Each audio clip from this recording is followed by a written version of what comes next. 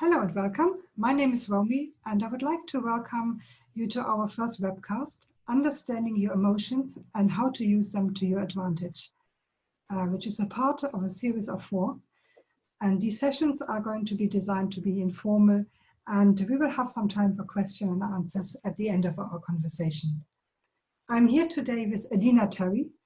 Adina and I have already worked together in the past, and when she suggested to launch a series of short and informal talks, I was really excited because she has a lot of relevant knowledge, and it is always a pleasure to listen to her sharing knowledge. Adina is a published author of 2 books. The first one, which I had the pleasure to read, and is titled Coaching with Careers and AI in Mind. And this is a great read and opens up the big question, how prepared are we all to face the coming technological revolution that will deeply change the way we live and work. This is followed by another book titled Design Thinking for Smaller Enterprise Development. And this book captures the zeitgeist and concerns of the new millennium and offers a fresh view on how business can be successful by benefiting the wider society it should serve. Adina is also a speaker, psychologist, business consultant, and experienced professional coach. In her first career, she worked globally with who is who in business, and in her second career, she dedicated her expertise to the development of people in business. And it was with this idea that she came to us, suggesting a series of talks. So let us begin, Adina. How did you get the idea for these informal talks? Thank you, Romy, for your warm introduction. I'm really pleased to be here, and I confess I'm a little bit nervous because I'm trying to strike a balance with these talks between being very formal and informative on the one hand, but on the other hand also being quite informal and relaxed about it. So the idea for these talks came to me because at this moment in time we need to acknowledge that we have a global emergency and a very difficult situations for humankind. And of course, this has been going on for a number of months now, and we have been bombarded with a lot of information and a lot of advice and a lot of restrictions. And it is not an easy time. And it is very, very easy at this moment to be overwhelmed and to actually lose a little bit the vision for the future, have the sense that this will never end, and every extension that we need to the restrictions that happens sets us back, and we tend to lose patience, and at the same time we understand that there is a big drama going on around the world.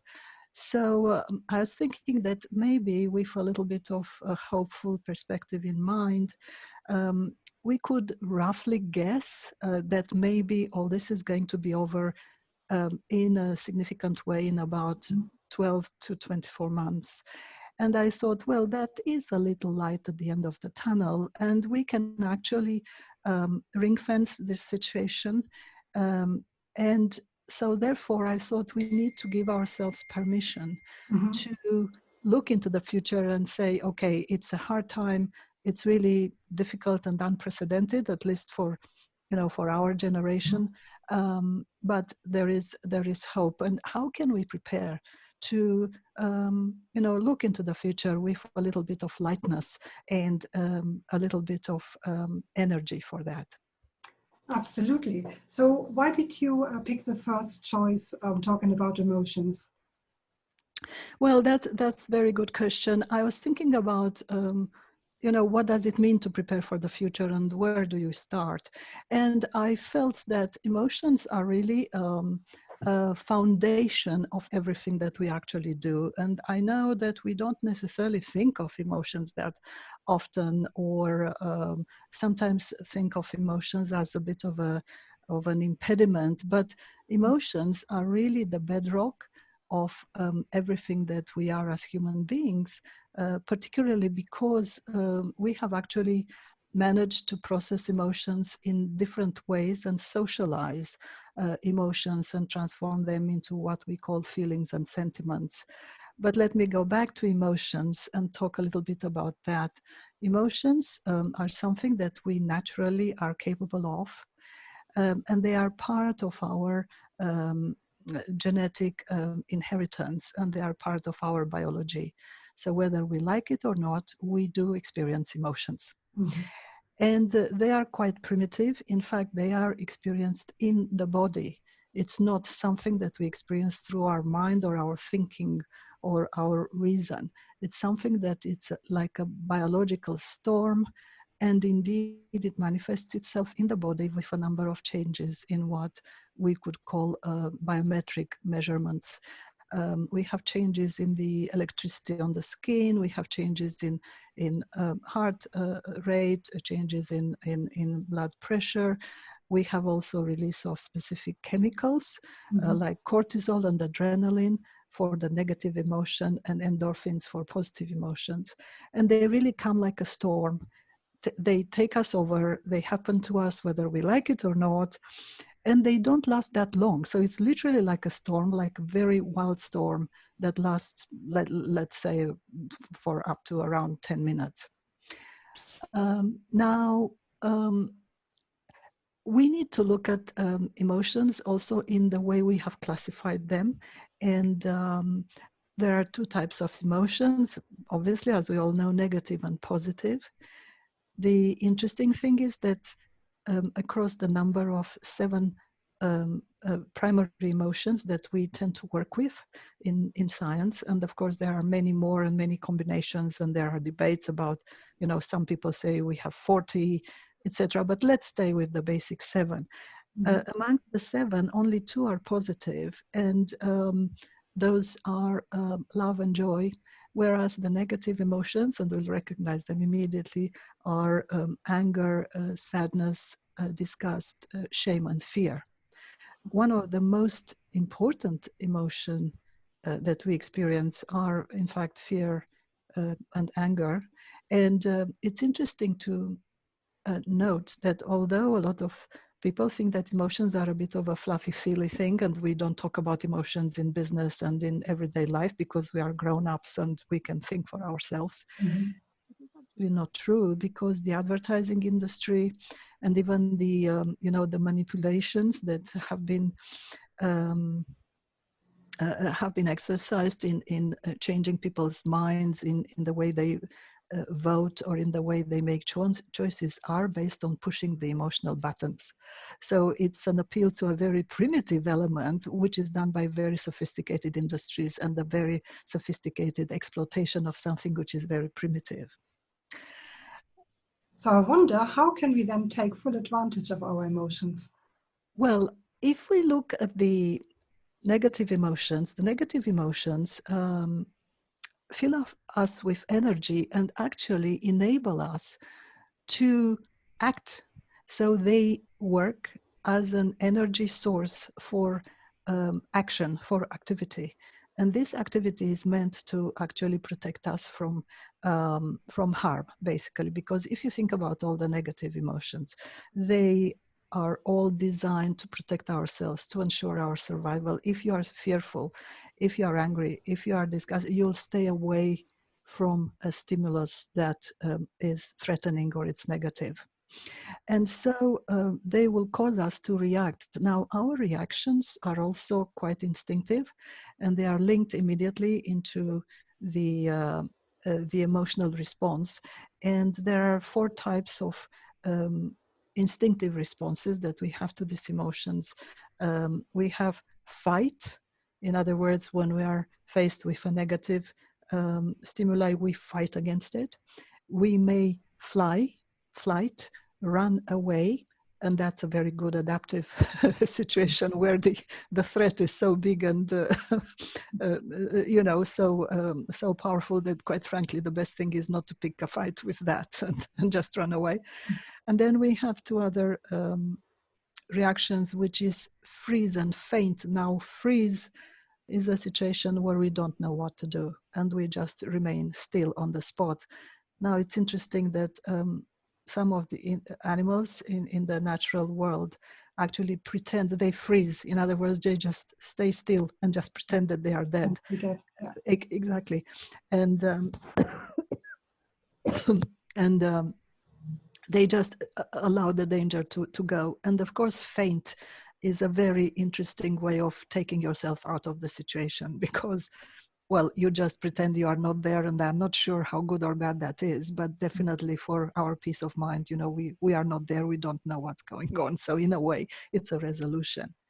Now, if we think about this energy, and if we contextualize them in a social environment, um, what we do is we overlay on top of these emotions thought. So once the emotional storm passes, we can think about those emotions, we can acknowledge them, we can name them, and we can also work with them and actually look to constructive action. And so the most important thing is to understand that emotions are an incredible source of energy that is there for us, and it really readies us for action and enables us to do something.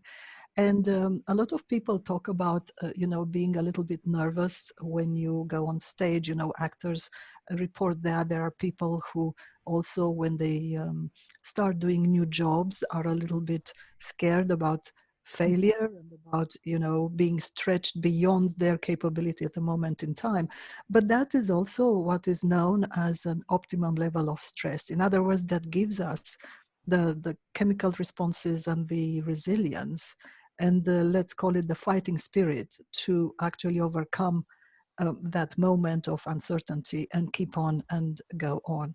So that is one way of utilizing negative emotions for their energetic quality, but overlay thinking on top of that and direct it to a good cause. For instance, if you are angry, you could look for resolving a problem that made you angry. You could be angry for an injustice.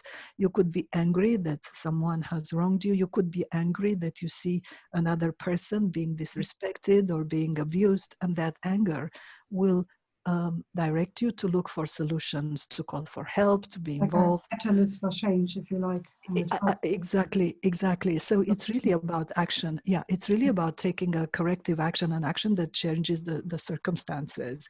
Or if we are fearful, we have that kind of energy of trying to avoid the situation. So we'll be looking for solutions. You know, I'm scared of something. How can I get out of that situation? So in a way, it gives us the energy to solve problems. Now, the easier part, but unfortunately we don't engage enough in that, it's really actively seek those situations and activities which give us joy and love. And there are so many. I mean, people enjoy activities, they enjoy hobbies, they enjoy doing sports, they enjoy dancing, the arts, and people even use the language in saying, I love, riding the bike, I love dancing, I love meeting friends. And so if you go into the pursuit of those positive emotions, there is no end to the possibilities that offers, because that energy is ongoing. It's a natural energy. It's like the sun. It just never stops. Um, the only way is to, the only task we have is to actually understand that it can be turned into something positive and do that for ourselves. Yeah, I heard that you need 3 positive emotions to counteract 1 negative.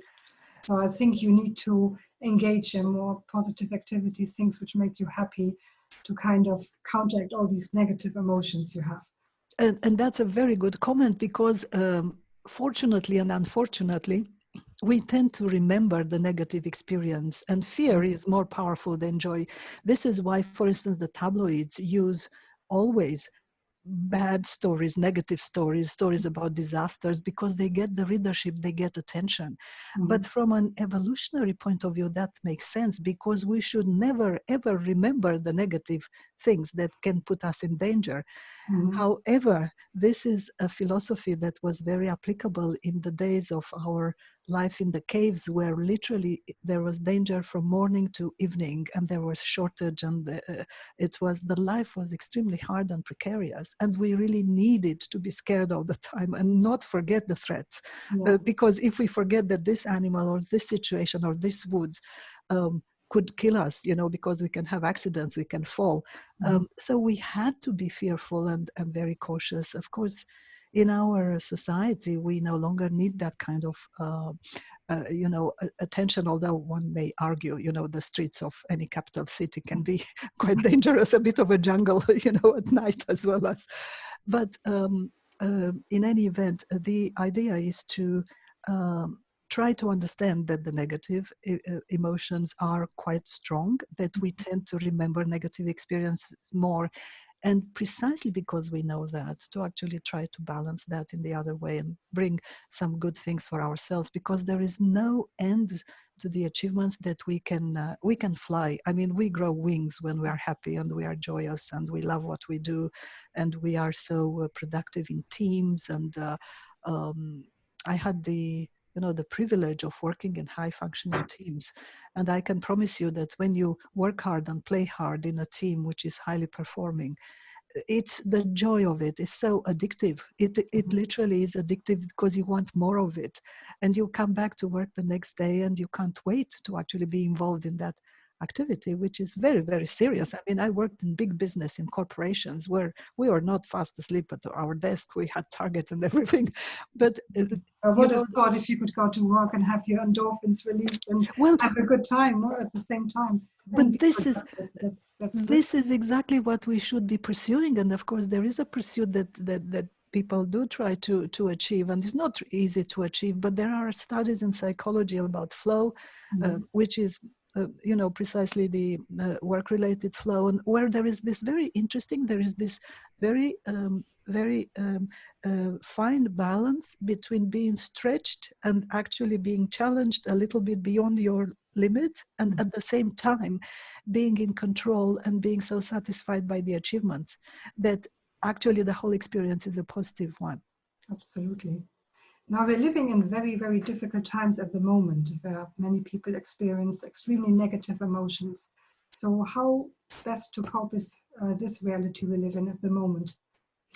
Yes, we need to acknowledge that the times are really difficult. So we cannot lightly just ignore the situation. But I think what we also need to remember is that at this moment in time, in a way, we are extremely lucky because we have science and technology on our side.